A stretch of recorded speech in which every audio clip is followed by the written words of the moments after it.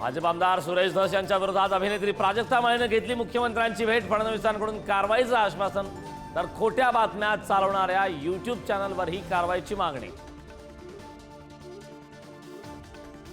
सरपंच संतोष देशमुख खून प्रकरणातील फरार आरोपींची हत्या झालीच नाही. अंजली दमानी यांना एका दारुड्यानं मेसेज पाठवल्याचा पोलिसांचा खुलासा. दमानी यांचा दावा पोलिसांनी काढला खोडून.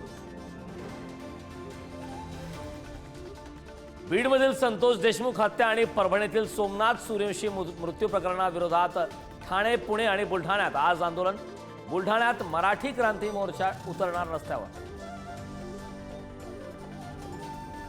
शरद पवारांच्या राष्ट्रवादीचे पराभूत उमेदवार विधानसभा निकालाविरोधात हायकोर्टात जाणार. 6 जानेवारी आधी करणार प्रतिज्ञापत्र दाखल. ईव्हीएम मध्ये घोळाचा महाविकास आघाडीचा आरोप.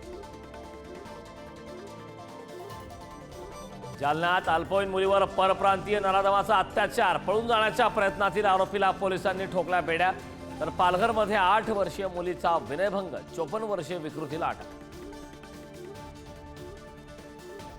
रायगड जिल्ह्यातील अलिबागच्या रेवदंड्यामध्ये 7 वर्षीय चिमुकलीवर बोटीत लैंगिक अत्याचार. पीडित मुलीच्या आईच्या तक्रारीनंतर 20 वर्षीय आर्यन काटेकर या नराधमाला अटक.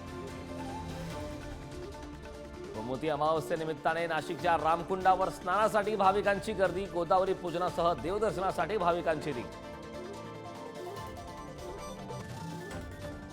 टाटा समूह पुढील 5 वर्षात 5 लाख नवीन रोजगार निर्माण करणार. 7हून अधिक नवीन मॅन्युफॅक्चरिंग प्लांटसह उभारणार. टाटा सन्सचे चेअरमन चंद्रशेखरन यांची माहिती.